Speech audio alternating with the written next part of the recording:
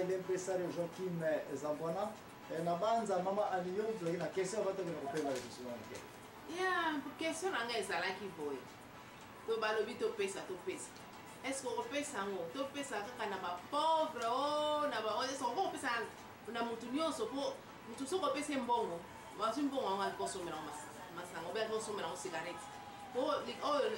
nakutana ngai mokasi oyebika bato bafazel nde basengaka wana azosenga ngai nazalaki pre ya kopesa ye mbala moko namoni cigarette na monoko oyebike nazwi mbongo nazongisi naboyi kopesa be abdongo mbongo wana kopesa mpo nomela yango cigarette oyo nazongisaki mbongo nanga na poche frère po okopesa mbongo aki kozwa cigarette yango aki kosala likama aki kosala dega nzambe akokangela ngai te po ngai napesa ye mbongo wana aki komela yango ya sikoyo yango natuni est kopesa yango mpenza eza topesa na ba na éviter sans comprendre. Alors comprendre. Comment ça n'a émission à l'élo et tout ça pour lever la mbongo. Ya mbongo, mbongo couper ça mbongo. Mbongo tout ça pour attaquer mingi na ba homme riche. Chaque fois mutu soti d'abord question liboso na zama na wiko poser question. Ndenge na wiko ya mutu za riche.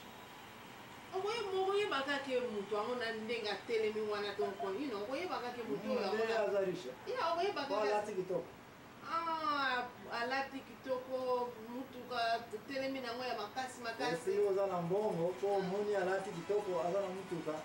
et puis ndenge iko pesa yetu. Po o décider que aza déjà riche, n'est-ce pas? Aza déjà nango.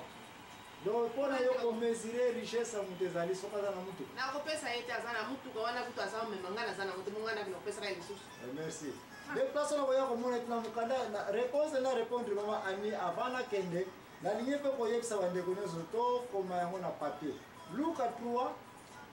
chapitre 3 banana 8 na 11. Okoya komona place oyo, Jésus qui s'aza ko recommander ba baka na kopesa na ba pauvre, n'est-ce pas? Bon, yango na lo ba bete sa malamu kotanga Biblia na mikanda ba komana ba langue pe ebele. Okoya komona te ministère oyo ya kopesa. Ndenge Jésus-Christ a recommandé les biso yango, faut to sala un peu très attention. Ko nzambe mto comme ça mtu nani? Riche. Nzambe mto comme ça mtu nani? Pauvre, n'est-ce pas? Et lui on va dire souvent yeba ki mtu na ba 5 ans passé za riche, hein? Oyebi déjà kaza riche. Bon mtu ngo soit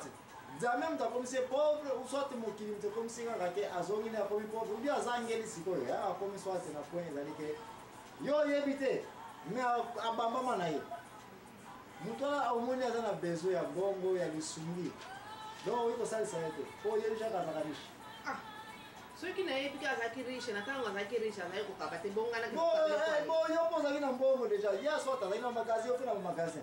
bino mibale soit bosala bafere siko tolongola komo ezalaki yo ozalaki na besoin aide na ye te okei jo ozalaki na besoin ya riche oyo aya kosalisa ye parce que yo mpe soit oza doctorat soit mpe omonaka mwa clair na yo ozali na besoin ya koyena kosenga te mais oyebi mutu yango sikoyo ke oyo omonaka clair mutu sikoyo akomi na point oyo ezali ke aza nango lisusu te azangeli oyebi te aza na besoin ya lisungi donc okosunga ye te oyebi eza na ide na yo ke aza na mbongo aza nango mosusu mpe olingi opesa motu mbongo motema no esengi opesa opesi motema mpe esengi topesa bon ça va nazoya yo nde omoni moto na miso oyo koyebaki aza na mbongo mpo kolata na ye nini tout ça donc prenons ke yo oza boye mama Ani naza kokota na vie privée na te prenons ke ozwi liputa ono oyo olati oyo nayebi nani eza malamu to eza malamu te mais mutu mosu oyi komona ngo eza kitoko n'est-ce pas okabeli wana mutu oyo azangeli mobola soit jour ya mobola wakumbisi nzambe alati ndenge yo mama Ani olateli n'est-ce pas mutu akomi riche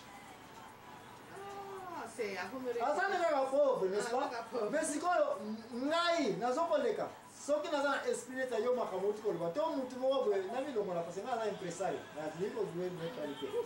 mutu moko aza na mbongo amoni alati neti yaka ndenge yo otelemi boye me mama wana bale kutu te aza mpe yo kolia te aza mpe kutu na bisi moyen matériel de transport eza te epuis mutu yango atali ye boye asengi papa libumu estomac epuis mutu yango abelonga kuna aleki na ye frère okozala nango oyo mpena nazo oyo moninga nanga moko boye azalaki na vie moko apasi azalaki na elamba ya koblata te sikoyo nasungi nzambe asungi nga napesi eke bilamba nazwi oyebi ke ntango azwaki elamba wana akomaki na beneme ebele donc comment il riche bato bamona eke moto aza kolata na mataba ndenge na akomi kolata baningi koloba akomi bango basiper akomi sikoyo na basipa akomi sikoyo kolata akomi ne kochange bato oyebi te ayebisi nga ke depuis natindelaki ye biloko wana akomi na baennemi ebele mwesaki aza meyo na place eloko nazotante kosupporte awa mama aina manza okomi kokoma na point tout ce que je cherche à dire eke na biblia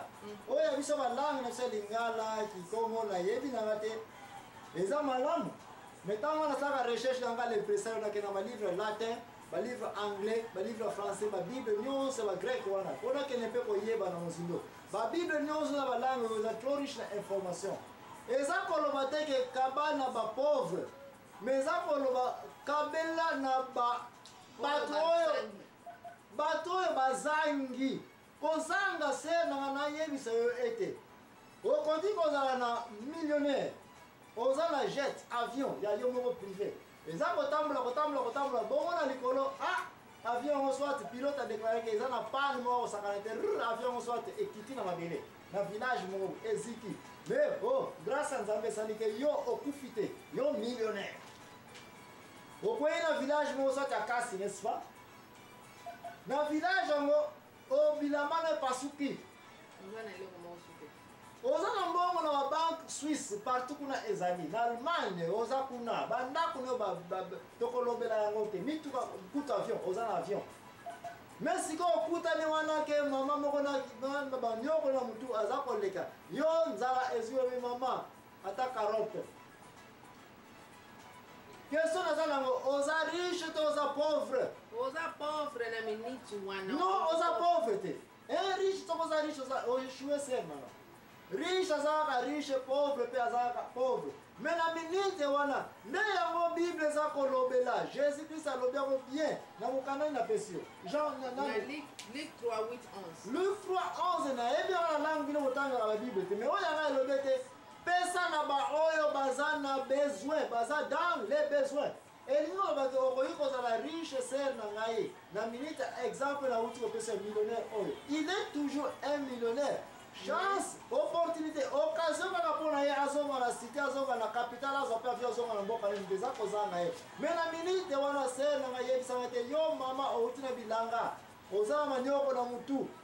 na minute wana se yo moto oza solutionnaire yo moto oza solution na bampasi na ye na heure wana oza oblige omona ete karote yango nakomema bana nanga na ndako mais eza kaka 10 ngako naza na bana 7 likambo te papa azwa karote moko lia na comprendre po mutu wana eza lokola biloko oyo leo na se ya nzala ezalaka na bumo kitoko olingi olobaki biloko eleki kitoko na mokili biloko kolia na se ya nzala n'est-ce pas? Ouais, merci. Donc tout ce que je cherche à dire pour répondre na kama olobaki donc soko oza na wambongo donc opesaka bapauvre tika na ye msebe te même un riche aza mpe pauvre na kati parmi les riches par exemple yo boye okanisa ye nga aza na $5,000 naza riche nana ye msebe oza riche bato mosusu baza na $100 millions aza komona yo pauvre et bon, vous avez $100 millions devant Bill Gates. Bill Gates a $1 billion. Nous avons diminutif. Tout ce que Jésus-Christ a dit, un homme riche, richesse est mesurable. Un homme riche, c'est un homme oyo na minute wana. Soki nzambe oyo kopesa eloko ya kolia. Nazanga lipate. Yango mtu tolobela na mkandani. La proverbe ni tolobela. okende kotanga yango wala mute proverbe 30 olobele nzambe okomisanga nini te ebongo esukakaka wana ne place nasali atrape na nasali pa trape na bato ebele c'est pour dire ke bandeko ebele binoki kotanga bible te mais bango boye kotanga babible na kale bino kaka mpo nayeba soki lelo boke kotanga bible soki te verset bible eza koloba te nzambe okomisanga riche te noki nasala nini nazangela yo ye napesaki yango nakokomisanga pauvre te noki nasala nini naya koyiba mais sukaki wana te elobi lisusu ete me pesa ngai kaka lipa na ngai mpona vivre na ngai chaque jour un riche ser nanga tia na mutu un homme riche eza mutu oyo asengi nzambe apesa ye nefisi ke nini lipa na ye ya chaque jour parce okoki kozala na million okutani na hôpital oza nini malade baza kopesa biloko kolia ozoka kolia te richesse na eza nini zero yango nazokomona bato ebele aza na mbongo na miza soka livo kufa azako senga même ke baja pesa wa mbongo bagene ko boma mtu wana ko bazo motemo za na mtu wana baya ko implanter na nzoto na ye kwa bita na na yoka te mtaza ko somba foi lokolo lisu na za million. Bref, tout ce que je cherche à te dire ma sœur, likambo etali richesse batuzaka komona mbongo richesse nzambe tanga pesa ka butu richesse eza mesurable te na bongo kaka te mais pona songele ose oui nyonso moni mutu aza na besoin ya mbongo ya kolia ya lisungi ko mesurer en fonction ndenge la télité la vie ne fait pas la